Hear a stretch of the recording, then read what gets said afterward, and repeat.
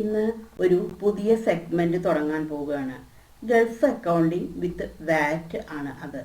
ഒരുപാട് പേര് ഗൾഫിൽ വർക്ക് ചെയ്യുന്ന ഒരുപാട് പേര് എന്നോട് ചോദിച്ചിട്ടുണ്ടായിരുന്നു ഗൾഫ് അക്കൗണ്ടിങ്ങിനെ കുറിച്ചിട്ട് വീഡിയോ ചെയ്യുമെന്നുള്ളത്. അപ്പോൾ അത് പ്രകാരമാണ് ഇന്നത്തെ വീഡിയോ ചെയ്യാൻ പോകുന്നത്. അപ്പോൾ നിങ്ങൾ മാക്സിമം ഷെയർ ചെയ്ത് കൊടുക്കണേ. എൻ്റെ വീഡിയോസ് ചെയ്തിട്ടുണ്ട്. അപ്പോൾ നിങ്ങളുടെ ഫ്രണ്ട്സിനും റിലേറ്റീവ്സിനും ഒക്കെ ഒന്ന് ഷെയർ ചെയ്ത് കൊടുക്കണേ. അപ്പോൾ ഗൾഫിൽ ഒരു വാട്ടർ ടാങ്ക് കമ്പനിയിൽ ജോലി ചെയ്യുന്ന ഒരാളാണ്. അപ്പോൾ അയാൾ എനിക്ക് ഒരു സെയിലിൻ്റെ എൻട്രി തന്നു കഴിഞ്ഞിട്ട് ഇതെങ്ങനെയാണ് ടാലിയിൽ ചെയ്യുക എന്നുള്ളത് ചോദിച്ചിട്ടുണ്ടായിരുന്നു. അപ്പം നമുക്ക് ഈ വീഡിയോയിലൂടെ നമുക്ക് പറയാം. എല്ലാം സ്റ്റെപ്പ് ബൈ സ്റ്റെപ്പ് ആയിട്ടാണ് നമ്മൾ പഠിക്കാൻ പോകുന്നത്. അപ്പോൾ ഇന്ന് നമ്മൾ ഫസ്റ്റിൽ നമ്മൾ എങ്ങനെയാണ് കമ്പനി ക്രിയേറ്റ് ചെയ്യുക എന്നുള്ളതിനെ കുറിച്ചിട്ടാണ്. അപ്പോൾ എല്ലാ കാര്യങ്ങളും വിത്ത് വാറ്റ് എല്ലാ കാര്യങ്ങളും നമ്മൾ ഇന്നത്തെ വീഡിയോയിൽ ഡിസ്കസ് ചെയ്യുന്നുണ്ട്. ഹലോ ഫ്രണ്ട്സ്, ഞാൻ Shyamala Narayanan. Welcome back to my channel Tally accounting Malayalam. അപ്പോൾ ഇന്ന് പറയാൻ പോകുന്നത് ഗൾഫ് അക്കൗണ്ടിങ്ങിനെ കുറിച്ചിട്ടാണ്. Gulf accounting with VAT. അപ്പോൾ നമ്മൾ ഓരോ സ്റ്റെപ്പ് ബൈ സ്റ്റെപ്പ് ആയിട്ടാണ് പഠിക്കുന്നത്. അപ്പോൾ എല്ലാറ്റിനെ കുറിച്ചിട്ടും ഡീറ്റെയിൽ ആയിട്ടുള്ള വീഡിയോ ഉണ്ട്. അപ്പോൾ നിങ്ങൾ ഒന്ന് സ്കിപ്പ് ചെയ്യാതെ കണ്ടു കഴിഞ്ഞാൽ മാത്രമാണ് നിങ്ങൾക്ക് കംപ്ലീറ്റ് ആയിട്ട് എല്ലാം മനസ്സിലാവുള്ളൂ. എൻ്റെ വീഡിയോ നിങ്ങൾ ആദ്യമായിട്ടാണ് കാണണമെന്നുള്ളതുണ്ടെങ്കിൽ, എൻ്റെ ടീച്ചിങ് സ്റ്റൈല് നിങ്ങൾക്ക് ഇഷ്ടമാണെന്നുണ്ടെന്നുണ്ടെങ്കിൽ ഒന്ന് സബ്സ്ക്രൈബ് ചെയ്യണേ. അതിനോടൊപ്പം തന്നെ തൊട്ടടുത്തുള്ള ബെൽ ബട്ടണും കൂടി ഒന്ന് ക്ലിക്ക് ചെയ്യണേ. എന്നാൽ മാത്രമാണ് ഞാനിടുന്ന വീഡിയോകളുടെ എല്ലാ നോട്ടിഫിക്കേഷൻ നിങ്ങൾക്ക് കിട്ടുള്ളൂ. അപ്പോൾ ഞാൻ ഒരുപാട് യൂസ്ഫുൾ ആയിട്ടുള്ള വീഡിയോസ് ചെയ്തിട്ടുണ്ട്. എല്ലാറ്റിൻ്റെയും ലിങ്ക് ഞാൻ ഡിസ്ക്രിപ്ഷൻ ബോക്സിൽ കൊടുക്കാം. അപ്പോൾ മാക്സിമം ഒന്ന് ഷെയർ ചെയ്യാം. നിങ്ങളുടെ ഒരു ഷെയറും ലൈക്കും കമൻറ്റും ഒക്കെയാണ് എനിക്ക് വീഡിയോ ചെയ്യാനുള്ള ഒരു ഇൻസ്പിരേഷൻ. അപ്പോൾ നമുക്ക് വീഡിയോയിലേക്ക് വരാം. അപ്പോൾ ഫസ്റ്റിൽ കമ്പനി ക്രിയേറ്റ് ചെയ്യണത് എങ്ങനെയാണെന്നുള്ളത് നോക്കാം. അപ്പോൾ അതിന് വേണ്ടിയിട്ട് ഇവിടെ മുകളിൽ കമ്പനി എന്ന് പറഞ്ഞിട്ടൊരു ഓപ്ഷൻ ഉണ്ട്. അപ്പോൾ ഇവിടെ കമ്പനിയുടെ അവിടെ ക്ലിക്ക് ചെയ്തു. അപ്പോൾ കമ്പനി ക്രിയേറ്റ് ചെയ്യാൻ വേണ്ടിയിട്ട് ഇവിടെ ക്രിയേറ്റ് എന്നുള്ളൊരു ഓപ്ഷൻ ഉണ്ട്. ക്രിയേറ്റ് എന്നുള്ള ഓപ്ഷൻ എടുത്തു. അപ്പോൾ നമ്മൾ ഗൾഫിലാണ് കമ്പനി ക്രിയേറ്റ് ചെയ്യണമെന്നുള്ളതെങ്കിൽ കുറച്ച് അഡീഷണൽ ഡീറ്റെയിൽസും കൂടി കൊടുക്കണം. കാരണം കൺട്രി വേറെയാണ് കൊടുക്കുക, ഫിനാൻഷ്യൽ ഇയറിൻ്റെ മാറ്റമുണ്ട്. അപ്പോൾ നമുക്ക് എല്ലാം എങ്ങനെയാണെന്നുള്ളത് നമുക്ക് ഡീറ്റെയിൽ ആയിട്ട് പഠിക്കാം. അപ്പോൾ ഞാനിവിടെ കമ്പനിയുടെ പേരായിട്ടാണ് ഇവിടെ കൊടുക്കുന്നത്. അപ്പോൾ ഞാനിവിടെ ഒരു കമ്പനിയുടെ പേര് കൊടുത്തു. ഇപ്പോൾ XYZ എന്ന് പറഞ്ഞിട്ടുള്ളൊരു കമ്പനിയുടെ പേര് ഞാനിവിടെ കൊടുത്തു. അപ്പോൾ കമ്പനിയുടെ മെയിലിംഗ് നെയിം, അഡ്രസ്സ്, എല്ലാ ഡീറ്റെയിൽസും ഇവിടെ കൊടുക്കാം. നിങ്ങളുടെ കമ്പനി എവിടെയാണ് സ്ഥിതി ചെയ്യണമെന്നുണ്ടെങ്കിൽ ആ കമ്പനിയുടെ കംപ്ലീറ്റ് ഡീറ്റെയിൽസും ഇവിടെ കൊടുക്കാം. അത് കഴിഞ്ഞിട്ടുണ്ടെങ്കിൽ ഇവിടെ ചോദിക്കും റീജിയൻ എന്നുള്ളത്. അപ്പോൾ നമ്മൾ ഇന്ത്യയിലാണ് ഒരു കമ്പനി ക്രിയേറ്റ് ചെയ്യണമെന്നുണ്ടെങ്കിൽ നമ്മളവിടെ സ്റ്റേറ്റ് എന്നാണ് പറയുക. കൺട്രി ഇപ്പോൾ ഇന്ത്യ ആണെന്നുണ്ടെങ്കിലും അതിനെ പല സ്റ്റേറ്റുകളായിട്ടാണ് തിരിച്ചിരിക്കുന്നത്. പക്ഷേ ഫോറിനിലാണെന്നുണ്ടെങ്കിൽ നമ്മുടെ ഈ സ്റ്റേറ്റ് എന്നുള്ളതിന് പറയുക അവിടെ എമിറേറ്റ്സ് എന്നാണ് പറയുക. അപ്പോൾ നമുക്ക് ഓരോ സ്റ്റേറ്റുകളെയും അവിടെ ഓരോ എമിറേറ്റ്സ് ആയിട്ടാണ് നമ്മൾ ട്രീറ്റ് ചെയ്യുക. അപ്പോൾ നമ്മുടെ റീജിയൻ നിൽക്കുന്നത് ഇപ്പോൾ നമ്മൾ എന്ന് പറയുന്നത് ഇപ്പോൾ ദുബായ് എന്ന് പറഞ്ഞൊരു എമിറേറ്റ് ആണെങ്കിൽ അതായത് GCC കൺട്രീസ് എന്നാണ് പറയുക, ഗൾഫ് കൗൺസിൽ കോർപ്പറേഷൻ എന്ന് പറഞ്ഞിട്ട്. അപ്പോൾ അതിൻ്റെ കീഴിലാണെന്നുണ്ടെങ്കിൽ 6 രാജ്യങ്ങളുണ്ട്.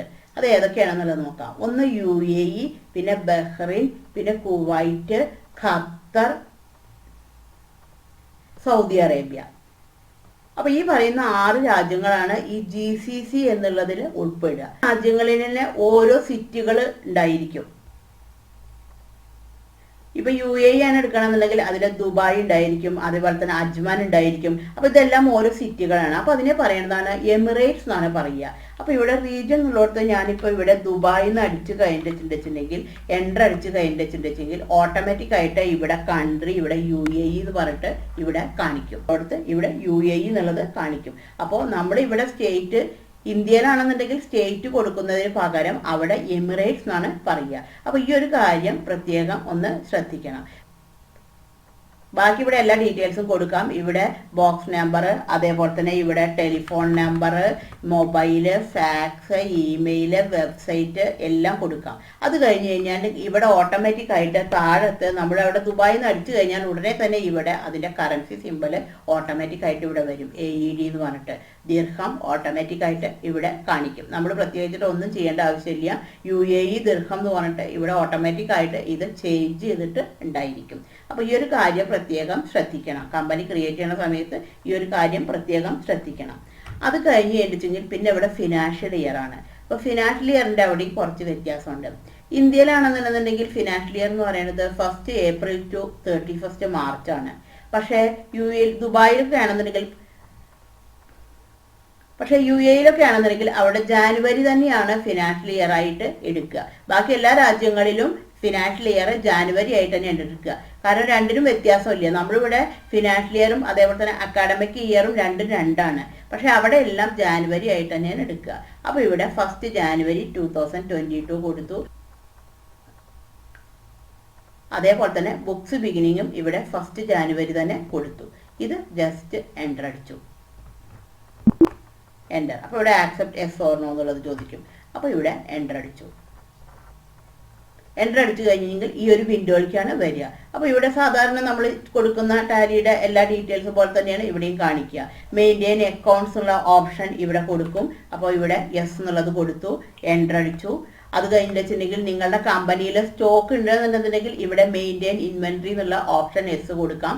അല്ല സ്റ്റോക്ക് ഡീൽ ചെയ്യുന്നില്ല എന്നുണ്ടെന്നുണ്ടെങ്കിൽ ഇവിടെ നമുക്ക് നോ കൊടുക്കാം.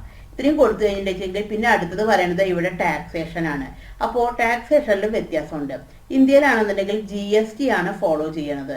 UAE ആണെന്നുണ്ടെങ്കിൽ അവിടെ ഇപ്പോഴും VAT ആണ് ഫോളോ ചെയ്യുന്നത്. വാല്യൂ ആഡഡ് ടാക്സ് എന്നാണ് പറയുക. അപ്പോൾ മുമ്പ് ഇവിടെ ഇന്ത്യയിൽ GST വരുന്നതിന് മുമ്പ് VAT ആയിരുന്നു. പക്ഷെ ഇപ്പോൾ GST ആണ് ഫോളോ ചെയ്യുന്നത്. പക്ഷെ അവിടെ ഇപ്പോഴും എന്താണ് VAT തന്നെയാണ് ഫോളോ ചെയ്യുന്നത്. അപ്പോൾ അതൊരു വ്യത്യാസമുണ്ട്. അപ്പോൾ ഇവിടെ എനേബിൾ വാല്യൂ ആഡഡ് ടാക്സ് എന്നുള്ള ഓപ്ഷൻ യെസ് കൊടുത്തു. അപ്പോൾ ഇവിടെ ഈ സ്റ്റാറ്റ്യൂട്ടറി ആൻഡ് ടാക്സേഷനിൽ ഇവിടെ കാണിക്കും. അപ്പോൾ ഇവിടെ എമിറേറ്റ് ദുബായ് ആണ് കൊടുത്തിരിക്കുന്നത്. അത് കഴിഞ്ഞിട്ടുണ്ടെങ്കിൽ ഇവിടെ കാണിക്കും TRN എന്ന് പറഞ്ഞിട്ട്, ടാക്സ് രജിസ്ട്രേഷൻ നമ്പർ എന്ന് പറഞ്ഞിട്ട്. അതായത് നമ്മൾ GST ഇപ്പോൾ ഇന്ത്യയിലാണെന്നുണ്ടെങ്കിൽ GST എടുക്കുന്ന സമയത്ത് GSTയുടെ രജിസ്ട്രേഷൻ നമ്പർ കിട്ടുമല്ലോ. അതേപോലെ അവിടെ പറയുന്നതാണ് TRN നമ്പർ എന്ന് പറയുന്നത്. ഇവിടെ GST ഒക്കെ ഡീൽ ചെയ്യുന്നത് GST അതോറിറ്റി ആണെന്നുണ്ടെന്നുണ്ടെങ്കിൽ അവിടെ ഇങ്ങനത്തെ കാര്യങ്ങളൊക്കെ ഡീൽ ചെയ്യുന്നത് FTA എന്ന് പറയും, ഫെഡറൽ ടാക്സ് അതോറിറ്റി എന്നാണ് പറയുക. അപ്പോൾ നമുക്ക് ഒരു കമ്പനി സ്റ്റാർട്ട് ചെയ്ത് കഴിഞ്ഞ് കഴിഞ്ഞാൽ അവർ ഒരു രജിസ്ട്രേഷൻ നമ്പർ കൊടുക്കും. ആ നമ്പറിനെ പറയുന്നതാണ് TRN നമ്പർ എന്നാണ് പറയുക. ഒരു 15 ഡിജിറ്റ് ഉള്ള ഒരു നമ്പർ ആയിരിക്കും അത്. അപ്പോൾ അതിൻ്റെ നിങ്ങളുടെ കമ്പനിയുടെ രജിസ്ട്രേഷൻ നമ്പർ എത്രയാണോ ആ നമ്പറാണ് ഇവിടെ അടിച്ചു കൊടുക്കുന്നത്. ഇപ്പം ഞാനിവിടെ വെറുതെ ഒരു എക്സാമ്പിൾ ആയിട്ട് ഒരു നമ്പർ ഇവിടെ അടിച്ചു കൊടുക്കുകയാണ്. ഒരു 15 ഡിജിറ്റ് ഉണ്ടായിരിക്കണം.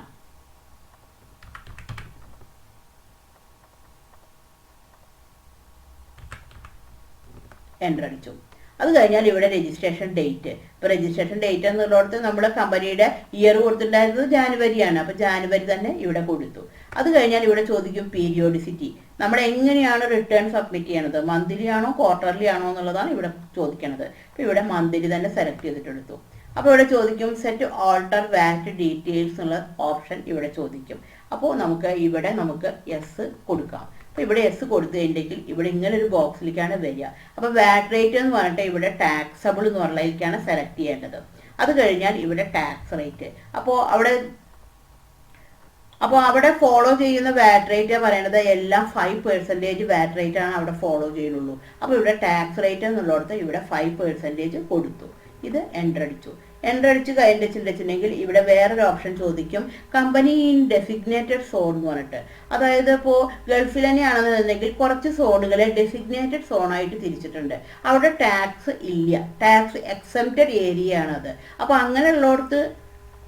അങ്ങനെയുള്ള വല്ല സ്ഥലത്തുമാണ് നിങ്ങളുടെ കമ്പനി എന്നുണ്ടെന്നുണ്ടെങ്കിൽ നിങ്ങൾ അതിവിടെ സ്പെസിഫിക് ആയിട്ട് കാണിക്കണം. ഇത് എൻ്റർ അടിച്ച് കഴിഞ്ഞതിന് ശേഷം നമ്മൾക്ക് ഈ വിൻഡോ നമുക്ക് സേവ് ചെയ്തു. അപ്പോൾ നമ്മൾ കമ്പനി ക്രിയേഷൻ എന്നുള്ളത് കംപ്ലീറ്റ് ചെയ്ത് കഴിഞ്ഞിട്ടുണ്ട്. അപ്പോൾ ഇനി ഇവിടുന്ന് അങ്ങോട്ടാണ് നമ്മൾ ഓരോ കാര്യങ്ങളും നമ്മൾ പഠിക്കാൻ പോകുന്നത്. എങ്ങനെയാണ് വാറ്റ് കമ്പനിയിൽ സെറ്റ് ചെയ്യുക, അതേപോലെ തന്നെ വാറ്റിനാണെന്നുണ്ടെന്നുണ്ടെങ്കിൽ കുറച്ച് കാര്യങ്ങളൊക്കെ ഉണ്ട്. ഇവിടെ ഇപ്പോൾ